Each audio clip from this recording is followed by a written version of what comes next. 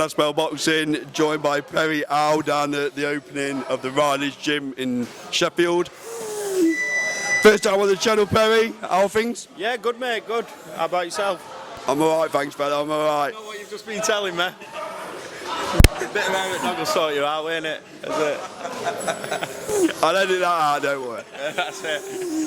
So let's start with the gym then, Perry. Obviously, relocation. Yeah, it's fantastic. Looks brilliant. Just tell me what this gym means to you. Well, it means a lot to me. Obviously, I've been with Riley's now from my second professional fight. And obviously, while I've been here, managed to get 2 title fights out there. I've fittest I've ever been. And obviously, we're like one big family down here. So wherever the gym we're moving out, we're going anyway. So it's nice to be a part of it. Yeah, very nice words. So let's start talking about your fights then. So last time out, unfortunately, a narrow loss in the Central Area title fight. Any learnings, rather than a loss, let's treat it as a learning. What did you take away from that fight? I took it, Ricky had got fitter than I thought he would have through as many rounds of sparring. I've sparred Ricky hundreds of rounds, so we're friends outside the ring. So when the fight come along, we both knew what we were getting into. And I'll give Ricky his dues. His pace from the first round to the 10th round was a good pace. I always said before the fight, he would have had to get me out there in 3-4 rounds to win the fight. And he proved me wrong by not knocking me out, but hurting me enough in the 3rd round that I just didn't recover. So I was basically, for rounds 4 and 5, I was just surviving. I was just trying to stay on my feet, get recovered, and I was hoping for a last-minute rocky shot. So, yeah. Oh, have we got a little hitchhiker? Yeah, that's it. She did this to me last night on another interview as well. So she's a right limelight stealer. So like you said, it's not a loss, it's learning, right? Well, that's it, yeah, and I've gone straight back into the deep end. Funny enough, 2 weeks after that, we seen a fight with Sonny Taylor that we had his eyes on. No to come of it. We put us services out there, nobody wanted it. So I put my name out there to all the promoters. Kev Marie's got back to us, he's happy to have me down in Oldham on Saturday. So we've got Billy Dennis, 8-0, 5 KOs. So let's go and try and upset the apple cart down there. I understand he's known as a Turkish Tyson. Well, I think he's got more respect than Turkish Tyson. At least he's wanting to fight. You know what I mean? So what do we know about him then, Perry? What type of fighter? Does he come forward or back foot? I believe he's obviously 5 KOs on his record. Says it on the tin, really, doesn't it? But I know he's had a lot of experience in kickboxing. I think he's a world champion or something. I haven't actually analysed any of his previous fights, and there's a reason for this. Is the lads he's been fighting, none of them are similar style to me at all. So it doesn't matter how he's beat them, he's going to have to come up with something different on the night, and I look forward to seeing what he brings to the table. And I guess all you're asking for is a fair shake, right? Yeah, well that's it. All I want to do in this game is get the credibility back in the sport. I want 50-50 fights. My supporters aren't bothered or the win or lose record. They want to see these credible 50-50 fights. Does your mindset change or anything with being in the away corner? Do you go into it a little bit differently in terms of mindset? I'll be honest with you, probably less pressure. There's no expectations of me. Obviously, I'm taking about 25 down with me. For an away fight, it's not bad going.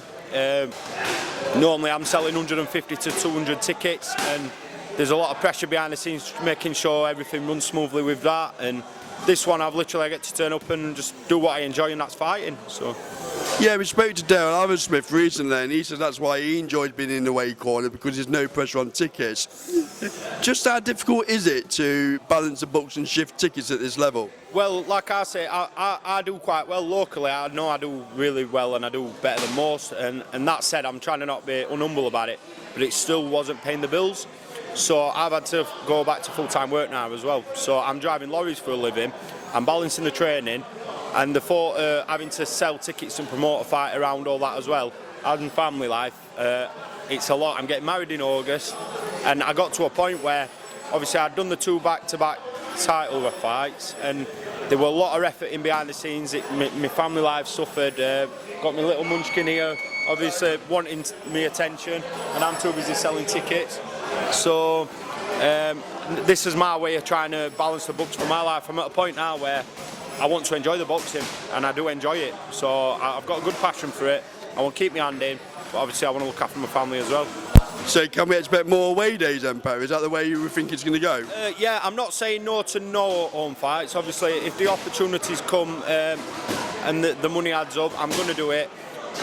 My supporters, the Promise Army, have got me to this point, so I know how the business works, and the 150 and 200 of them that have come out every fight to get me here, they've enabled these opportunities. So now I just want to go out there and make the most of these opportunities, get some experience. I do feel like when you're an home fighter, you're not really fighting enough. You turn around to sell the tickets and this. So I'm calling all promoters out here, get to Rob Riley, obviously my manager, and any away days coming up, let me know. Just not the weekend of the 26th of August. My partner said to me, if I box on the 25th of August, she's not marrying me. And I said, well, if the price is right, you know what I mean? But she's not going for it. So that's the only weekend I want off this year, and I'm happy to box as many times as I can. One last question from me. Obviously, the weight you're at, stacked at the top level, who would your dream fight be? Oh, my dream fight. Obviously, since I've turned pro, I've been trying to call Tommy Fury out for time and time, and the fact is, I've seen the assets behind it. As he's gone down this YouTube side of things. He needs some credibility back. Now, I don't think he's that bad of a boxer. I think he's improved as he's come along, but no one's taking him serious because he's not boxing. Now, I've got a WBF international title sat there. He's just took a Mickey Mouse made up WBC title. Why don't he come and have a go on this, get back in with like what I'll call proper boxers and see where he's at, because I don't think he's top 10 level, and I don't think he knows he's not top 10 level, and that's why he's not doing it. Personally, I don't think he comes back to mainstream boxing. Personally, I don't, and I see both sides. End of the day, he's making the money he's making. Business is business, but with the fighting family he's got, you'd like to think he's got some sort of respect side where he would want to fight credible opponents, and at the minute, I think he's quite happy just taking easy paydays. Tell me to do one if you don't answer this, but I'm going to ask you. Do what? Don't know. I like you, Perry. You got a bit of personality. If you was offered a fight for a shed load of money on the Misfits Boxing, would you take it? Depends how much money, doesn't it? Talk to me, boys. Talk to me. That's all I'm saying. Of course, everybody's the same. The platform these YouTubers have got is incredible, and from a business side, it is good what they do. I just don't like how it's crossing over to our sport. It is having a knock-on effect. You've got kids looking up at these YouTube boxers that are literally playing at it. They've already got the money, they've jumped into a gym and they're playing it, and because they've got the following on YouTube, everybody thinks they're amazing. I've had kids on Twitter, I've called KSI out before, and I've had kids on Twitter saying KSI's better than you, and when I've asked him why, they've said because he's got more followers. Now that's not boxing. You get down to your nitty-gritty gyms like here, Handsworth, with Riley's. We've got lads up coming through the amateur ranks. They work hard. Some of these lads, this is their escape from problems. They come up the hard way. Now I'm not saying they don't work hard, the YouTubers, but it's crossing over from sport to business too much for me. So they need to get the hours put in gyms like this. Yeah. And also, Tommy, from a Tommy Fury perspective, Jake Paul shouldn't have took him as long as he took him, should he? No, and it was quite. Disrespect actually. I can't believe he cried like he did when he won that belt. You'd think it was like a world title.